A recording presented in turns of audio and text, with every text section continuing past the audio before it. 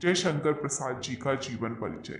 छायावादी युग के महाकवि जयशंकर प्रसाद जी का जन्म 30 जनवरी 1889 ईस्वी को काशी के गोवर्धन सराय में हुआ। उनके पिता बाबू देवी प्रसाद दान देने तथा कलाकारों का आदर करने के लिए विख्यात थे।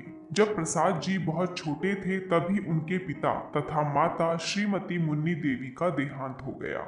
प्रसाद जी की प्रारंभिक शिक्षा काशी के क्वींस कॉलेज में हुई, किंतु बाद में घर पर ही उनकी शिक्षा का प्रबंध किया गया, जहां उन्होंने हिंदी, संस्कृत, उर्दू तथा फारसी का अध्ययन किया। उन्होंने वेद, इतिहास, पुराण तथा साहित्य शास्त्र का अत्यंत गंभीर अध्ययन किया। प्रसाद जी का पहला विवाह विंध्यवासिनी देवी के साथ हुआ।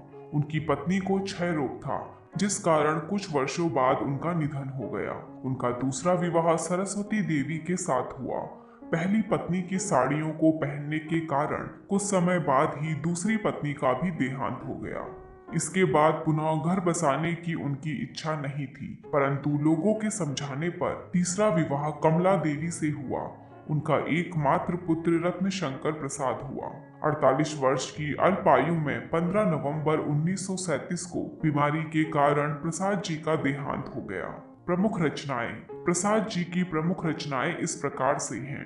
काव्य: कामायनी, आंसू, झरना, लहर। नाटक: अजातशत्रु, स्कंदगुप्त, विशाखा, चंद्रगुप्त। उपन्यास: तितली, कंकाल, इरावती। कहानी संग्रह: छाया, आंधी, इंद्रजाल। निबंध संग्रह: काव्य कला।